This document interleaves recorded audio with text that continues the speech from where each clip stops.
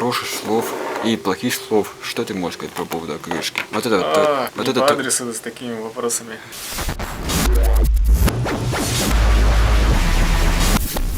Что-то образное говорить. Чисто сухо, то, естественно, тут мало басов, то, что ниже 100 Гц. Как и везде, завышено между 5 и 8 с горбами. Если это полечить эквалайзером, то очень даже приятненько все становится. Вот, примерно такую эквализацию делаю на наушники на эти, и становится приятненько. И суббасы, допустим, нужны с мощной атакой, их здесь не надо ничего. Прям нет. Не надо ничего. Тебе вообще ничего не надо?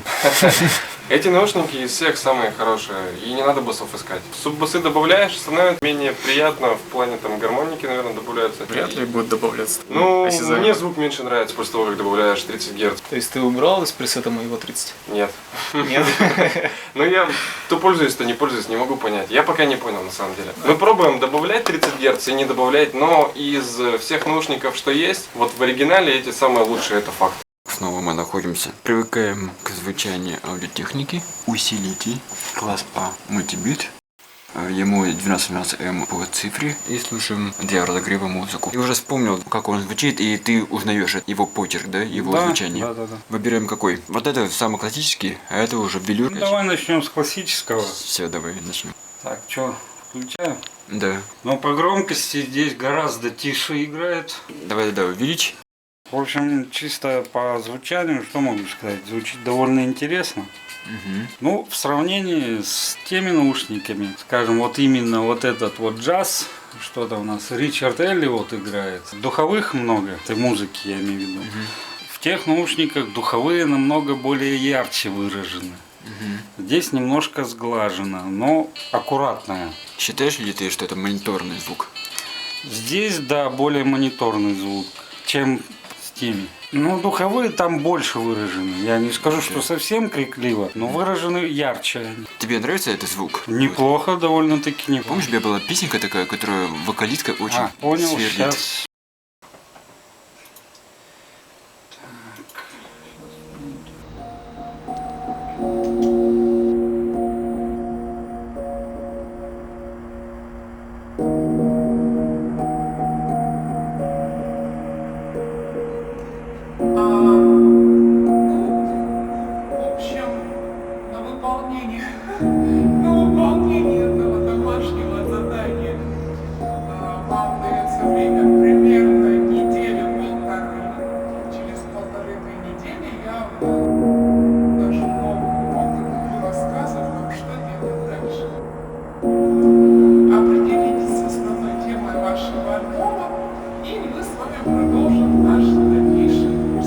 Я желаю вам удачи, если у вас будут какие-то проблемы, будут какие-то вопросы, задавайте мне, не стесняйтесь, пишите. Я буду ждать наших дальнейших встреч.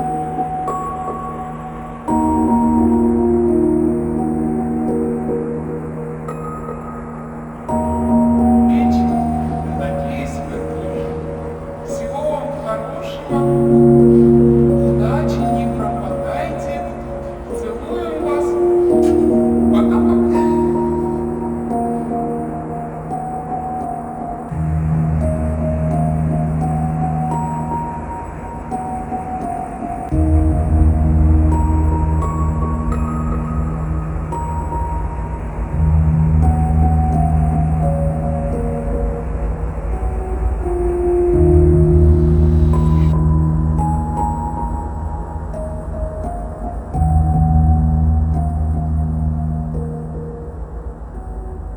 Ну, как бы тонкий намек есть на крик, но нет крика. Тебе интересный такой вариант? Ну, в принципе, неплохо, да. Вот, например, флер, два облака. Да. В тех наушниках слушать сложно, потому что там высокую ноту берут, аж до крика доходит. Лучше бы в этих слушал. Но вот джаз, который предыдущий слушали мы, я бы лучше в тех слушал. Все. Там мне более интересно Всё, это всё, звучание. Вот уже давно заметил больше к джазу. Некоторые виды рока очень интересно звучат. Арт-рока на них вообще замечательно идут. Но некоторые невозможно. Вот. То есть все зависит от инструментов, какие там присутствуют. Вот послушай вот это, может быть еще больше вот это может понравиться. Модификация абсолютно одинаковая. Только из-за того, что вот это велюр меняет звук. Эту же песню, да? Давай. Так, здесь мне показалось, что высоких больше. Насчет низов при быстром таком прослушивании приблизительно одинаково. По сравнению с этим, да? Да, со стандартным. Высоких здесь заметно больше, мне показалось. Даже лучше это? Нравится? Ну, если бы выбор был, я бы все-таки для себя те взял. Все, да, это классика. Да, с одной стороны, здесь больше под ухо дырка. Вот эти удобнее сидят. То есть не болтаются. Вот эти у меня болтаются. По звуку мне больше вот эти бы понравились. Всё.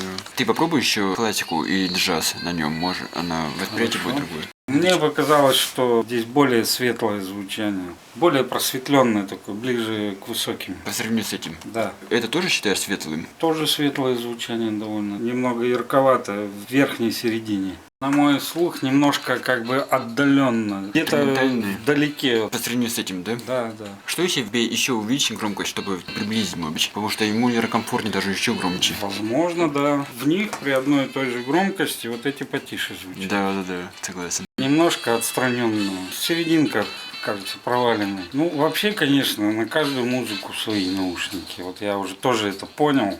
Сейчас ко мне в гости пришел Саша. Хорошо слышишь высокие частоты. Я опять назвал как умирающий вид. Я опять сейчас предлагаю вот это послушать, потому что это велюр. Слушаем обычную классическую музыку. Как оно?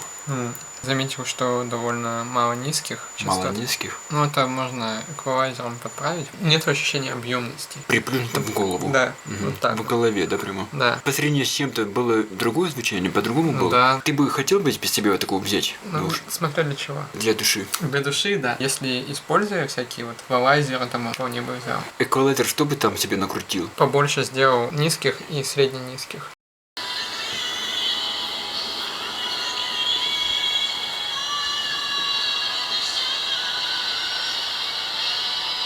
Ну давай, что скажешь? Есть различия? Есть вот у этих суббаса вообще плохо очень слышно суббас. Вот самые-самые низкие. Как-то вообще почти незаметно. Низкие у этих чуть получше, чем у этих. В самом деле, низкие будто. получше у этого, хотя Да. суббаса нету, да? Да. Ага. Вот так вот.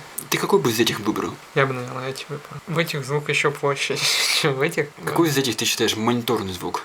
Честный, ровный. У этих, наверное. Мы отличаемся. Вот это я считаю честным, ровным для меня. А ты вот, получается, ты выбрал вот этот. Ты все равно ожидал большего, да, звука, чем ты сейчас услышал, да? Да? Честно? Я ожидал более красочного звука. Качество они хорошие.